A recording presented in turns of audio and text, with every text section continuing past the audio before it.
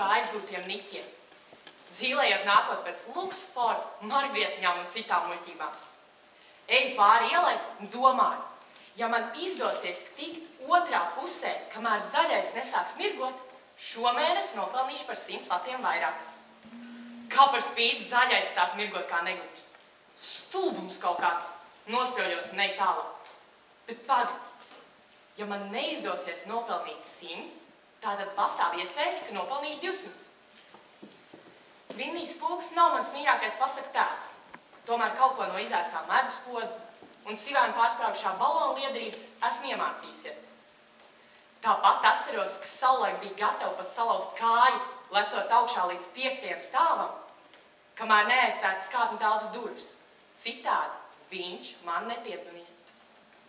It kā ar zīlēšanu būtu par maz, asuma dzīvē mēdus to sagādāt vēl ar citām durnībām. Kaut kādas psiholoģiskas traumas rezultātā nekāpju uz kanalizācijas apkvākiem. Ne jau tāpēc, ka viņos varētu iekrist, bet tāpēc, ka kāds pateica, tad saslims tavu mammu. Drausmīgi, ne? Tāpat kā ar piepīpēšanu no sveces liesmīs. Īsti gan neatceros, kam tad bija jāmirst.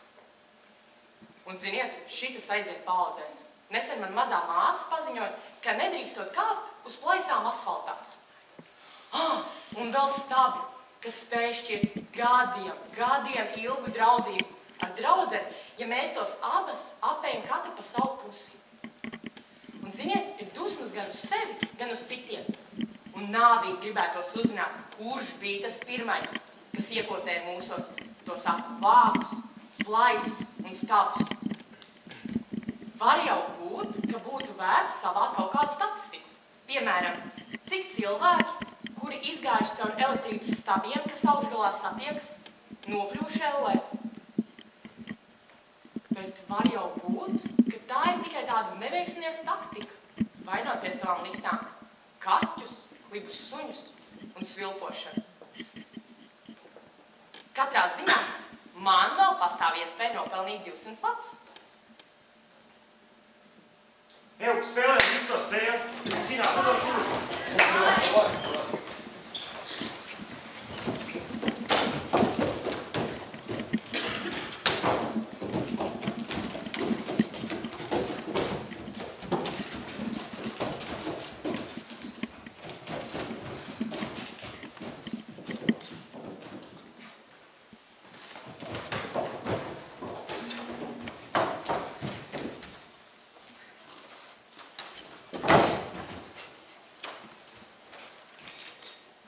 Es esmu nebēda meitene. Visas rīkstas tēvam nolūza, kad pēdams tas mani audzēja. Ar vienu aci es varēju smiet, ar otru jau vajadzēja asaras liet. Un māte, kad mani mācīja, esi klusa, laba, godīga. Es dziedāju tikai lāla, lāla, lāla. Es esmu nebēda meitene. 100 zēnus aiz deguna vazāju. Tik katru mīlēt apsolu. Šim stūrīts no sirds, tam stūrītis. Tik paliek pāri pēc viducis. Vai sacīt man viducis priekš kā? Ak, nav jau nemaz tāda viduča. Lala, lala, lā. Es esmu nebēdna meitene. Un ja nu reiz tiešām atnāktu zēns, tik rātnis, tik godīgs, kā jēriņš tik lēns, balts krādziņš un balta šlipsīta un balta krūtīs dvēsele, un teiktu, ka mīlēs mani tik vien, nu tad es arī. Es arī nu dienu. Vai ziniet, ko tad es darītu? Es arī viņu piekrāptu. Lala, lala, lā. Es esmu nebēdna meitene. Ja mani ar kāds labot sāks, tikpat nekas tur neiznāks. Pa laukiem un grāvjiem tik mīlos skriet, mati juku jukām ap galvu man iet. Diezin, vai kāds mani noķertu? Ko niekus, es to neticu. Es palieku nebēdna meitene, kā meža vanaks man dvēsele.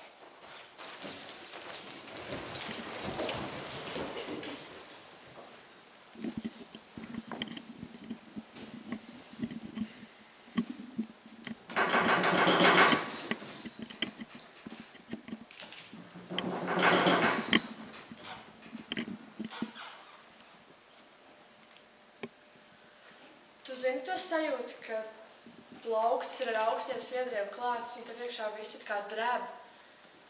Tu nezini, kur likties, un tikai atkārto. Es zinu, tas ir tikai mans iedoms. Tas ir tikai manā zemapziņā. Es esmu stipra. Man ir jābūt stiprai. Tad tev liekas, ka tu esi kā mazs bērns, kas bērnībā nokrits no koka un tagad baidās no augstuma. Liekas, ka ja tagad izmērīt tavas bailes, tad tās būtu 10 balvas pēc Richtera skalas. Bet tad tu neveikli nodur acis cerēdams, ka neviens nav pamanījis, ka tu esi nobijies. Jo tad tu būtu zaudētājs. Jo visiem ir zināms, ka drosmīgajiem pieder pasauli. Un baidīties nedrīkst. Savādāk citi tavas bailes sajutīs un metīsies kā lauva uz medīgumu. Bet vai tu kādreiz esi dzirdējis, piemēram, par aliumfobiju, ja bailēm par mākoņiem? Vai arī nanofobiju, ja bailēm par kiplokiem? Tev noteikti liekas nedaudz nožēlojami un pat smieklīgi. Bet ar ko tavas bailes ir labākas?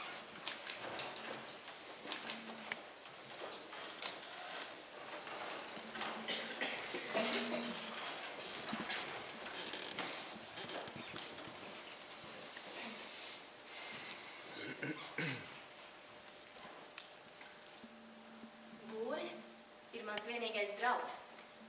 Būris ir diletantu paradīze, jo būrī esmu vienīgais arhitekts, vienīgais speciālists un neviens nevar pārbaudīt manu sagatavotības pakāpi. Esmu arī būru priekšnieks, neapšaubāmi vienbalsīgi ievēlēts, jo mana balss ir patiešām viena. Esmu arī vienīgais, kam tiesība izlemt savu apakšnieku likteni, jo esmu arī apakšnieks. Te ir ideālais gadījums, kad priekšnieku intereses sakrīt ar apakšnieku interesēm. Dzīvot vai mirt, un es pieņemšu vienbalsīgu lēmumu dzīvot, jo nekas cits man neatliek.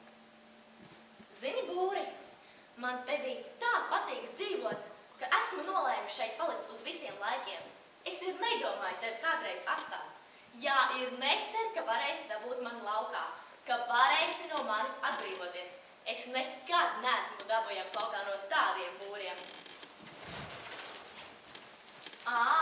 Redzi, nu, es zināju, ka tev tas nepatiks, bet tu nu neko nevar darīt. Es esmu būru cārs un reizē pavalstnieks. Esmu būru pilsonis un reizē prezidents. Smejies pa jaco, ja smieties tev ļauts. Kas ir stiprs, tas iznīcina būri. Kam nav spēka, tas rada būra filozofiju, jo tikai tā var būrī dzīvot. Vai man vajadzīga likumi, ja es esmu viens?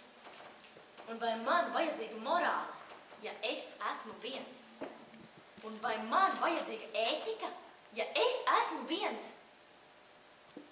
Un vai man vajadzīgs mans es, ja es esmu viens?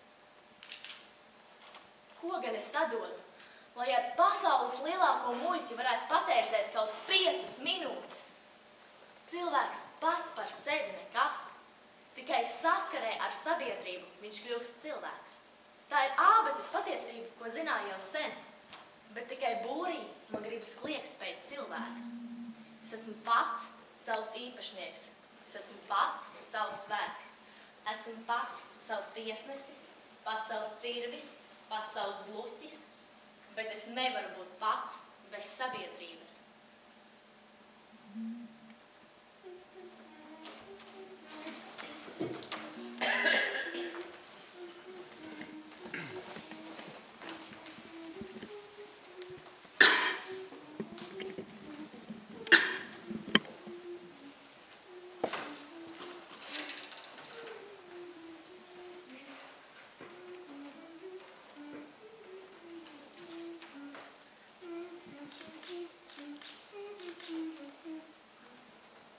Tās rozes, kuras tu man dvēselē lieci plaukt.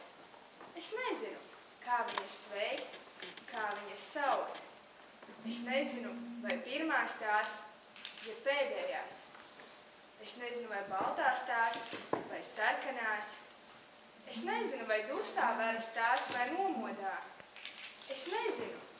Ak, Dievs, es nezinu nekā, Viss mans sapņu baltums, ilgu svērtums viss, ir karstā asins mulsā viņās atvīdzis. Mans pēdējais asins piliens uz tām dreboļ iet. Mans dievs un mana debes viņu smaržā zied.